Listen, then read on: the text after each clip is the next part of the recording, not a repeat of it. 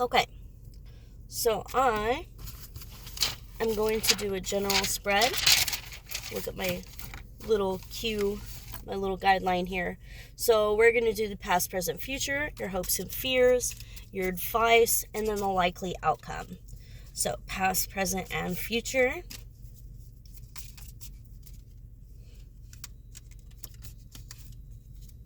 We have your past. Good, good, good. We have the Ten of Swords in reverse. So this is you getting up, shaking the dust off. You've had your time to cry, and now you feel better enough, at least, because not sometimes you cry yourself out and it still doesn't feel good, but you're ready to get up, get moving. This is your present. I take that back.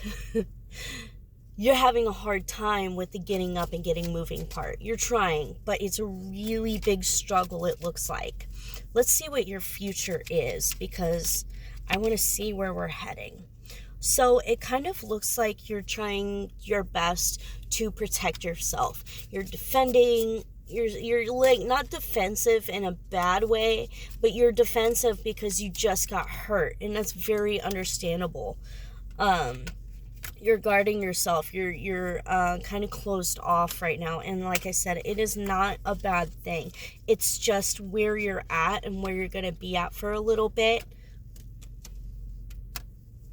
Let's see. Your hopes and your fears. Regret, refusing offers, missed opportunities. Okay, so when you are moving along and you are having a hard time opening back up, you're going to be secure guarding yourself because you're not getting hurt right now. You could be afraid of possibly shutting out the wrong people, or like, for example, when I was getting over my social anxiety, but there was still a ton of toxic people around me, and I was really concerned with whether I was properly and effectively placing my boundaries so that I wasn't shutting out people who would actually be good for me. That was a very scary thing, because I have gotten used to being alone for so long that when it came to trying to open back up and be a people person again, as if I ever was, but you think you know what I mean. I was like, am I going to do this right? Am I going to scare them off? And then I would close myself down even more. Am I missing out? And then I would try to open up more, and then I would get hurt or confused, or, actually do what I was afraid of and kind of like overdo it a little bit. And like, people didn't really like that. And, and then learning how to, I understand that people don't like that, like my quirkiness. I'm quirky, I'm weird, I'm, things like that. And I had to learn how to accept myself and understand that I needed a buffer time as well. If I am quirky and weird and it's sometimes a little over the top, that needed time to cultivate, and everyone's just gonna have to deal with me. Not in a, I wanted to be humble about it, because that's pretty tricky when you're a different kind of person. Because I knew that it was gonna come out rough for a while until I cultivated myself and learned who I was, and learned, that just simply wasn't good timing, or I wasn't very aware of how someone else was feeling at the time. I just wasn't thinking about it, or sometimes just overthinking. Overthinking was a big issue. So I feel like coming up ahead, this is going to be something that's like running through your mind, something that you're going to be concerned about, aware of, or at least kind of what keeps coming up is this topic of how you're supposed to be. Do you open up? Do you close off? Do you wait? Do you play hard to get? Do you play like impossible to get? Or do you play like, hey, I'm open book, I'm here? Like, what kind you're going to be And I feel like this is the Hierophant card. I really feel like, yes, there's a lot of traditional, conventional conformity, etc. Play by the rules, play by the book. It's how things go. Also, at the same time, I really feel like the Hierophant is about learning. It's about, and that's part of what I was talking about, learning about yourself. This is your environmental, your environment, your external environment. I feel like people are gonna be expecting you to conform. People, I don't know why I'm still shuffling. It just is. I just am. People are gonna be expecting you to be like what they're used to seeing. If you're gonna be a quirky person, they're gonna expect you to be the kind of quirky that's a fad. You know what I mean? See, I feel like that's what people expected of me. I don't know how to be quirky like a fad. I am not a fad that I know of. I mean, I'm just learning to be me. My goodness, I'm sorry. I'm just learning to be me. And that's one of the things that you're doing, is you're learning how to be you. You're learning all of your boundaries. You're learning how to respect and love yourself. And you can't do that without being yourself. And other people can't respect and love you if you're not giving yourself for them to respect and love. What's coming up? Unhappy home, pushy, demanding. Okay, so we have the Ten of Cups in reverse, and we have the Queen of Wands in reverse.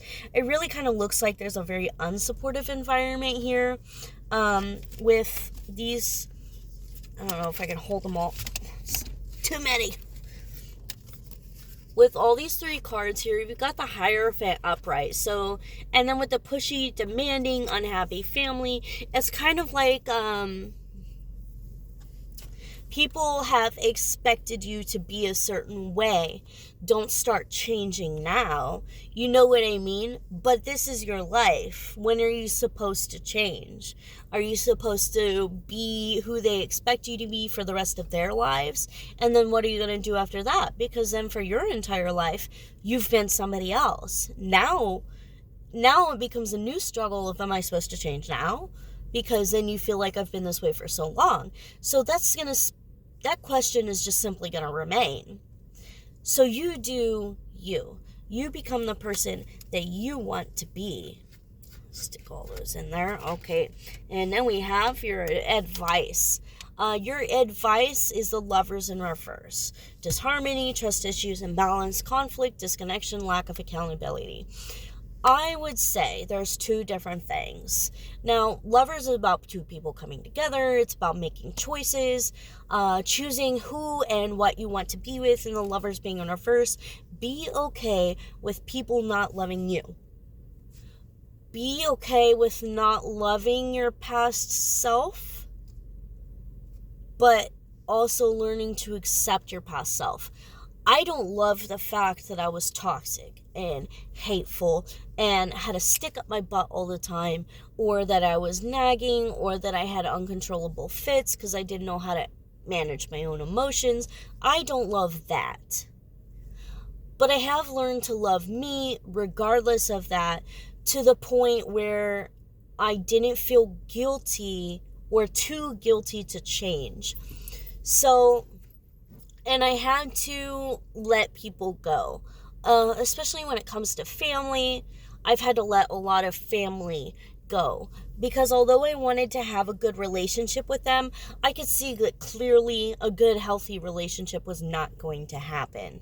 Now, the advice for the Lovers in reverse that I'm personally getting right now is to allow separation to occur, as well as work on these issues. Disharmony. Are you disharmonious? Do you not keep peace? Do you look for solutions? Do you work on the way that you communicate so that people don't get defensive? Like, for example, why did you do that? Like, okay, so you're trying to solve a problem. When you come up to somebody and, why did you do that? The other person can be like, why'd I do what? What do you mean? They're going to kind of mirror that back. Like, you've got like knife point, and they've got to be like, not everyone's going to do this. They're just going to be like ready to get you back, ready to protect themselves. So, disharmony. Are you working on yourself to the point where you find a softer way of saying things? Okay, fix the brows.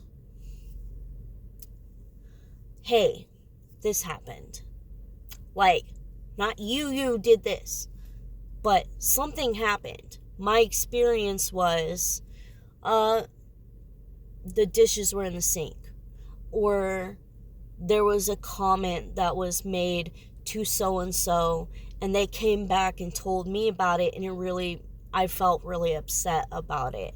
Not, why did you tell so-and-so, blah, blah, blah. Just that so-and-so came up to me and said that they were told this. Like, are you able to come up to them and just like say this is an issue to address versus coming after them? Trust issues. This one was a really big issue for me because there was even good people I couldn't trust. And one of those things about learning how to become a healthy person was self-check. I don't trust them. Is that because they're untrustworthy, or is it because I just can't trust people? I would kind of play around with this. All right, you're coming up to so-and-so because you were told so-and-so talks shit about you, and I just want to let you know. Why did you do that? Okay, so we fixed that one, or we're working on that one.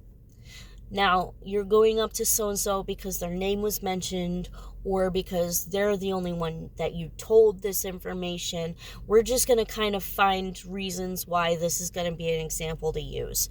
So let's say you're the only one that I told about this. Like, I told you in confidence, and now it's getting around. Like, what happened? Well, I didn't say anything. I swear. Okay. That is... I feel like I'm talking too much. I'm just like, because already it's just like, well, then I don't know what to do, because either I believe you, or I find, or I can't believe you anymore. Then you gotta figure out different things, like whether they're lying, or whether someone misunderstood, or whether you forgot. I did talk to more than one person about it, or, just, there's a bunch of different things. Trust issues. Maybe somebody didn't do anything at all. Like, people inviting you out, or people who are talking that, maybe there's acquaintances. Let's just say acquaintances at work. Sometimes people are talking, and I'm just like, are they talking shit about me behind my back? Are they just being nice to my face? Can I truly be friends with them? Can I actually open up? What if I overshared? What if I'm undersharing? Like, just like sometimes when there's like more than 3 people in a group, I'll just straight up walk away. Not on purpose, but I can get really nervous around people. I feel like that's social anxiety. But I'll just, I just find it difficult to feel like they say that I'm their friend, but I've already been through this before. I'm not actually counting them as a friend because I just don't know how to get close. That's trust issues. Okay? Let's move on, because this is... Can you see that this is a difficult subject for me? It could be for you too, but that's like we're all at where we're at, and these are just examples to work on. Imbalance. I used to have a house full of stuff, and I did not know what to do with it. I had a tower moment, and I no longer have a house full of stuff. I've got somebody else's garage that has my stuff in it, and apparently they have mice and a spider infestation. So I don't even really want my stuff, but I have to figure out how to get it, or clean it, or sell it, or something. All of the above. then I have my room that I still can't, that has like basically zero furniture. I've got one dresser, one bed, and then I've got one makeshift shelf, and cardboard boxes and a couple of totes to upgrade those cardboard boxes. But you know what I mean? I'm just like, before, when I first got there after my tower moment, it was nothing but piles of stuff and boxes everywhere. So I started to bring balance in. I got the dresser because at least I could fit that into my car. And it had like literally 20 spiders in it, but we got those killed and worked on. And like I had to clean the whole thing up. It was really gross, and then but I did it. I brought balance back. I have some place to put all these things now. I started organizing little by little by little. I started designating all these boxes for, these are these clothes, these are those clothes, this is that stuff. And then I started working through each box to kind of upgrade. Now I upgraded my 2 boxes of blankets into one giant tote for blankets. I've upgraded my daughter's little basket for toys into a bigger tote so she can actually fit all of her toys, because she had a basket and a box. 2 boxes, a basket and 2 boxes. So I got a big tote, and now all of her toys fit in there. And then it's vertical, so I have a little more room in my tiny room. Like, I'm slowly but surely bringing balance into my life. Now, this is about like the lovers and other people and stuff, but I'm heavy on focusing on what you can do for you and for your life. This doesn't involve anybody else's choices unless necessary. This doesn't involve you having to do anything for or with anybody unless you so choose, because you can. Like, for example, can you help me organize my room? Or, you know what I mean? You can involve people, but I like to focus on, because I've been alone for so long, and when you don't have a network of support and you do feel alone, how do you feel empowered? That's what I like to help with. I like to help because that's where I've been, and that's kind of just the best I've got to do. So if you don't have anybody, then it's super important to work on these things for yourself. Conflict. Are you causing conflict intentionally or unintentionally? In this household, I've unintentionally caused a lot of conflict. Being too loud, taking showers at different times that don't work for other people, being in the way, leaving my messes a little too long for their comfort. Things that don't bother me but do bother others. That's part of the disharmony. And especially if you're the kind of person where if you take a look and find out, hey, I am causing conflict, like when I used to have issues with other people, and I used to nitpick. I used to be like, hey, this, hey, that. That would cause conflicts, and that's something I had to look at for myself. Let's do disconnection.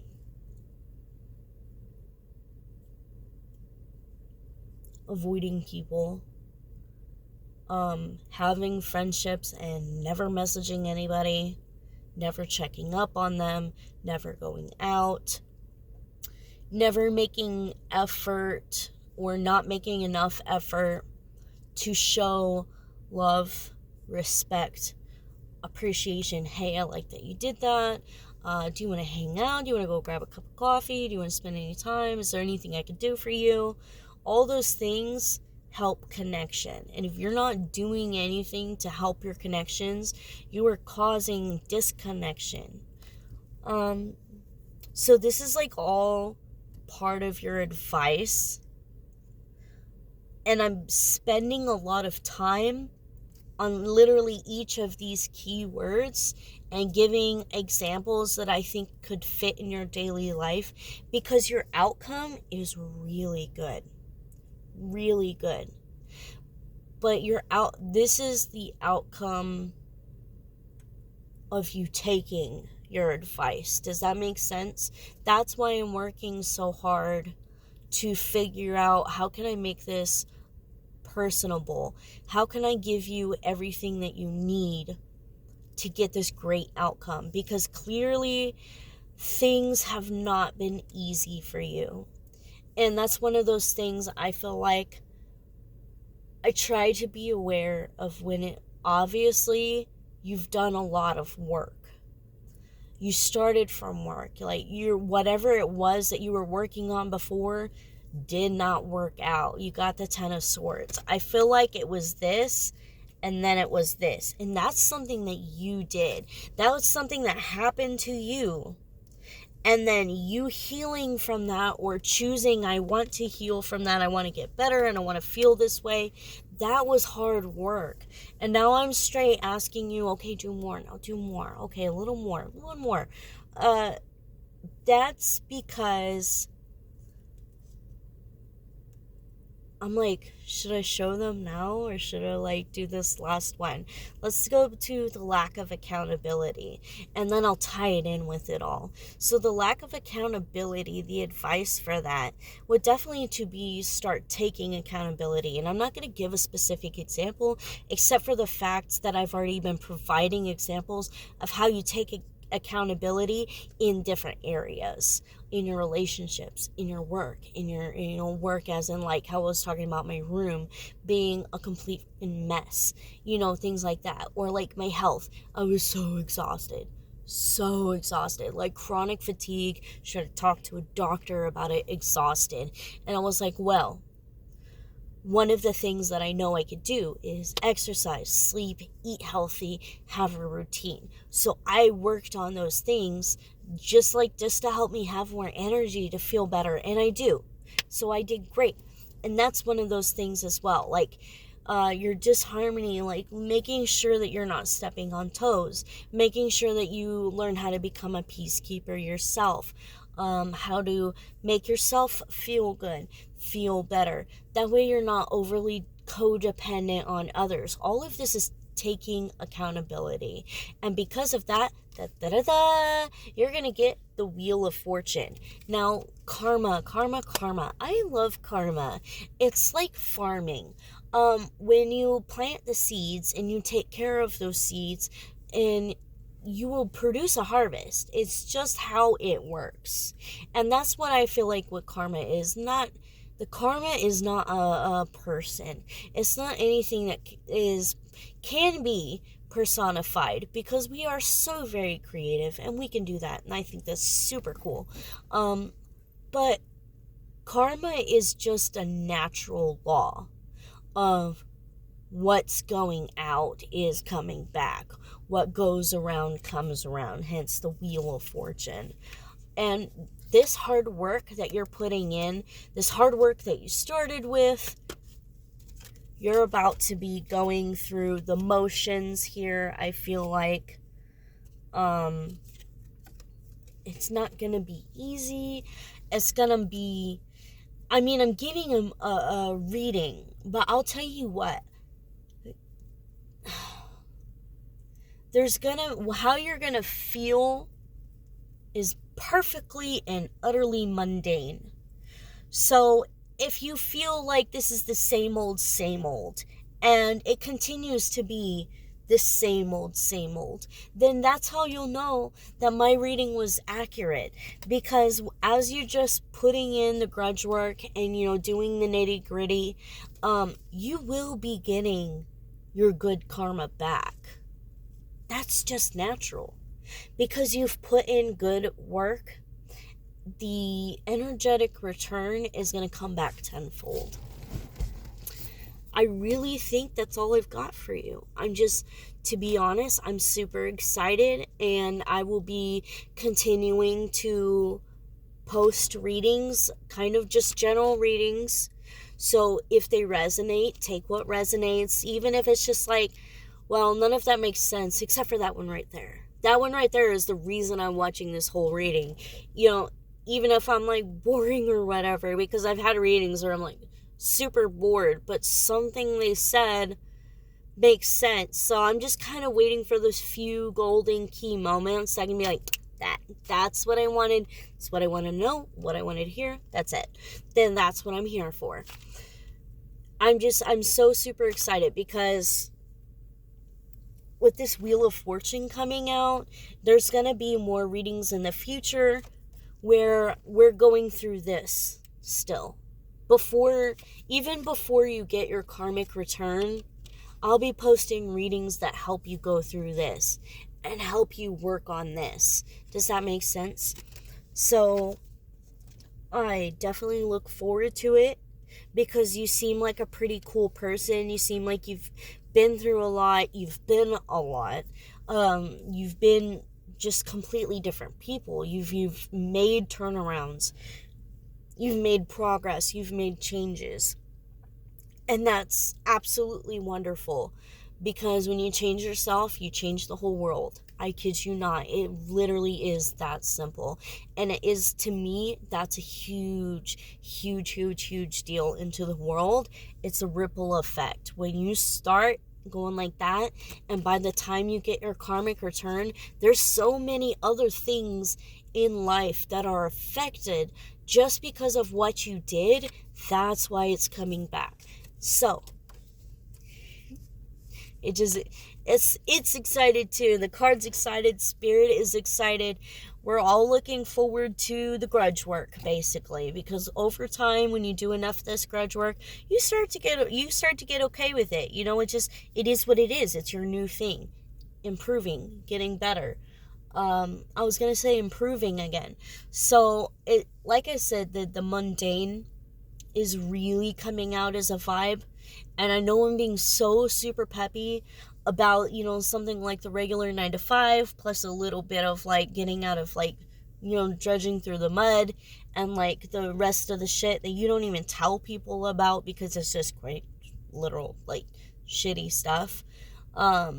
But I'm here for that. I'm here to like give you a clap on the back, like a good old kudos, because if you don't ever get that, you'll get that from me, and you're getting that from spirit, because there's not always a lot that they could do to reach out to you, but here is one avenue that they are reaching out to just tell you that they see you, they hear you, they hear your complaints, they feel you, like they can feel what you feel, like a good friend that is actually supportive of you.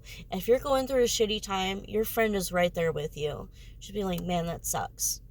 That really sucks. Just to give you the validation that you have this experience and that you're not only your human self. There's a spiritual side of you too that's just as important, and that's why your human self is so important. It's like there's things out there that really love the fuck out of you, really care about you, and want you to succeed way more than you want to succeed. So I hope you feel supported. I hope you feel loved. I can't wait to see you in the next reading. You guys have a really great night.